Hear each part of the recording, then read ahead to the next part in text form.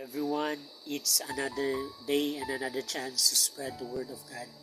So as I always said, guys, let's continue to spread and share the word of God. Be partakers of the suffering of Christ. For it is a privilege, guys, to be partakers of the glory of God, that in due time we may reap.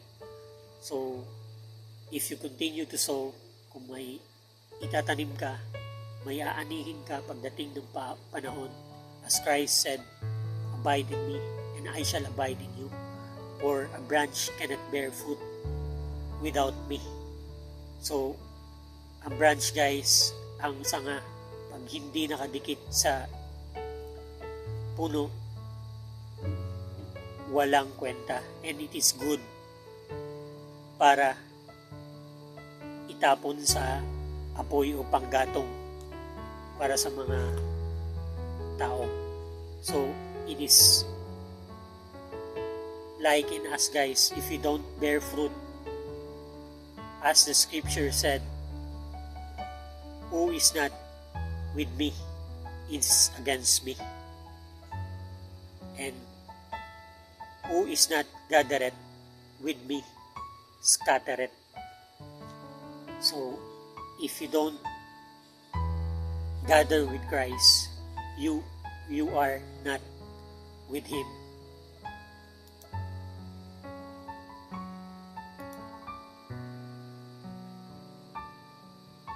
As it is also said in the scripture in Matthew 10, whosoever therefore shall confess me before men, him will I confess also before my Father which is in heaven.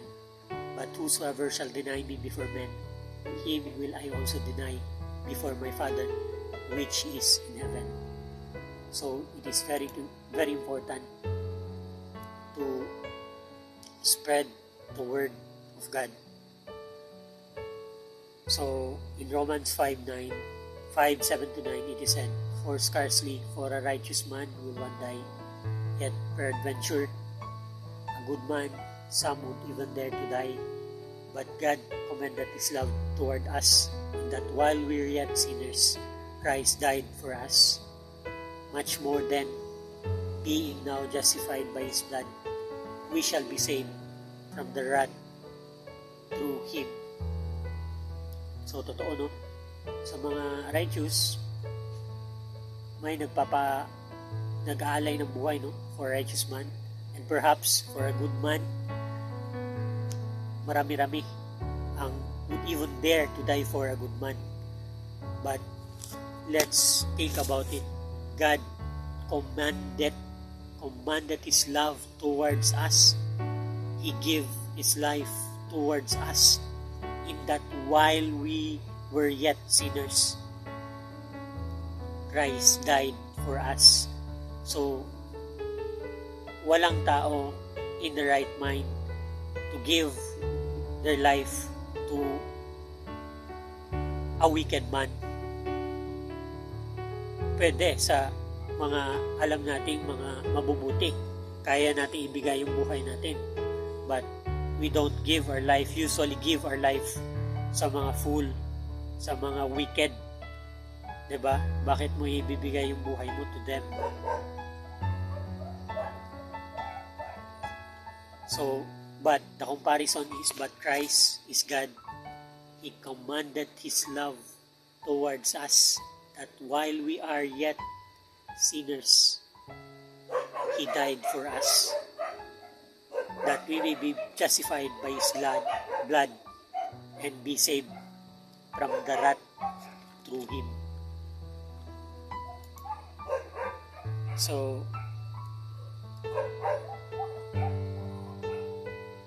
in 2 Timothy 3:1-7, please know also that in the last days perilous times shall come, for men shall be lovers of their own souls, covetous, boasters, proud, blasphemers, disobedient to parents, unthankful, unholy, without natural affection, truce breakers, false accusers, incontinent. So, walang self-control, no? Yung incontinent, fierce, despisers of those that are good, traitors, heady. Heady is yung padalos-dalos, high-minded, lovers of pleasures more than lovers of God, having a form of godliness, but denying the power thereof. From such turn away. So,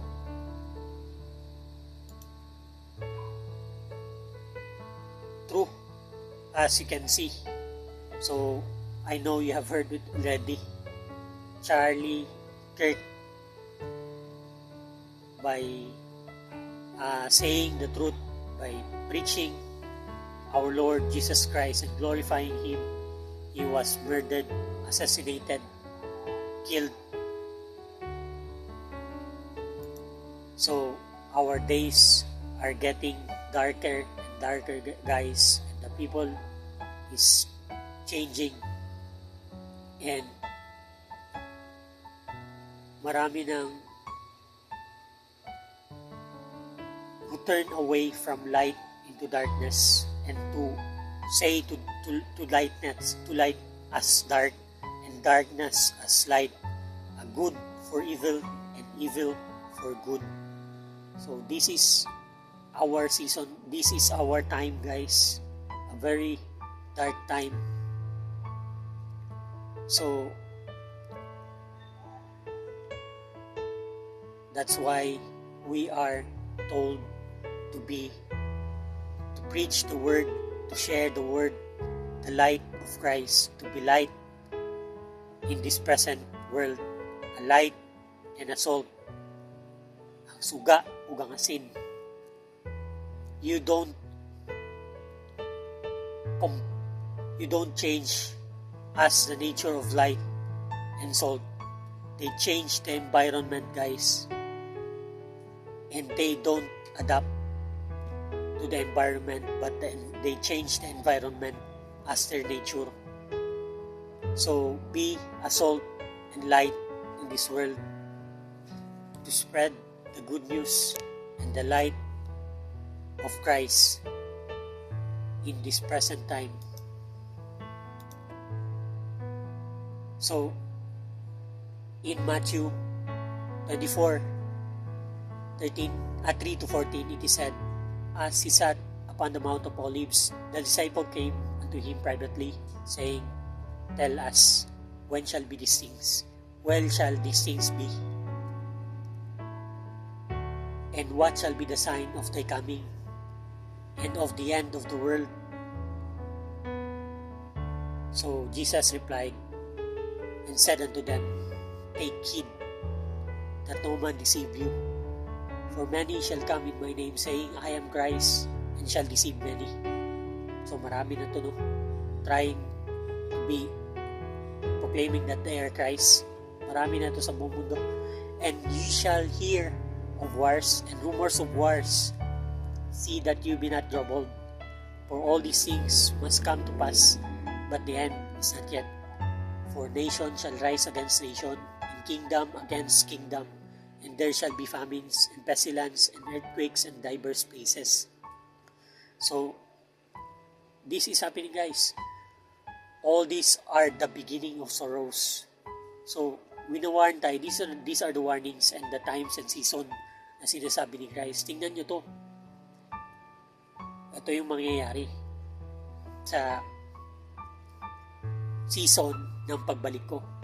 Then, shall they deliver you to be afflicted, and shall kill you, and you shall be hated of all nations for my name's sake. It is also happening, guys. Christian persecution is happening all around the world. And then shall many be offended, and shall betray one another, and shall hate one another. And many false prophets shall rise, and shall deceive many. And because iniquity shall abound, the love of many shall wax cold. But he that shall endure to the end, the same shall be saved.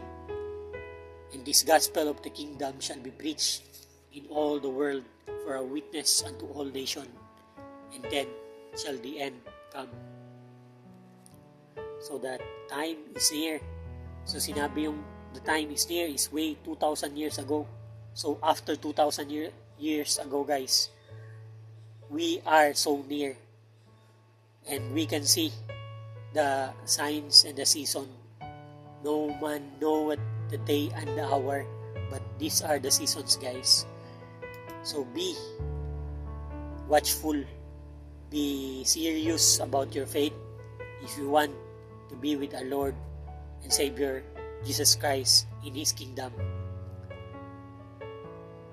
to attain salvation, eternal life forevermore, and not eternal life in death or in hell. That is not life, guys. That is eternal damnation. So if you are wise, think about it. It is said also in the scripture that the fear of the Lord is the beginning of wisdom. So fear God. It is good for you, guys. The fear will encourage you to step back so that you will not die. And our Lord is a consuming fire. And if you don't accept His grace and forgiveness, we will be forever will be departed from our God, from His kingdom, and that is hell. Our body will die, this corruptible body will die, but our soul lives forever. So, if your soul will not be with God, it will be condemned forever in hell.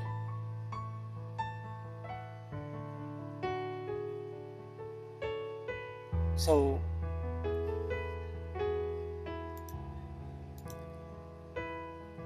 in Timothy 4:8, henceforth there is laid up for me a crown of righteousness, which the Lord, the righteous judge, shall give me at that day, and not to me only, but unto all of them also that loveth His appearing. So that is our hope, guys, when our Lord and Savior Jesus Christ will return and save us from this present evil world. And the last scripture that I would like to share is this, in 1 Corinthians 2:9. But it is written, eye had not seen, nor ear heard, neither have entered into the heart of man the things which God had prepared for them that love me. So eye had not seen, di pa nakikita ng mata, or naririnig ng tenga, or pumasok sa ating puso kung ano yung inihanda ng Panginoon para doon sa mga nagmamahal sa Kanya. So, how glorious is that day, guys, when it will come.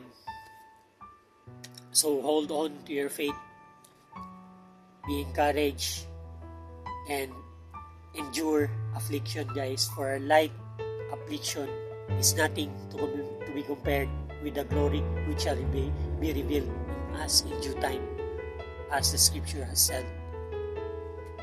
So, what is our affliction, guys? Being a follower of God is not easy. We cannot overcome it by ourselves. But with God, nothing is impossible. For it is said also in the scripture that I can do all things through Christ which strengthens me. It is true that we cannot do anything to attain our salvation, to get our salvation. We cannot give, pay, or offer anything, or to do anything to get our salvation, to pay for our salvation. But because we are sinners, guys, we lack. But at the same time, if we are with our Lord and Savior Jesus Christ, we can do all things through Christ who strengthened us. So trust in Him and lean not into our own understanding. In all thy ways acknowledge Him, and He shall direct our steps. So that's it, guys. I hope you've been blessed, encouraged, and strengthened. As I always said, fear God and depart from evil. Ingat kayo, and God bless.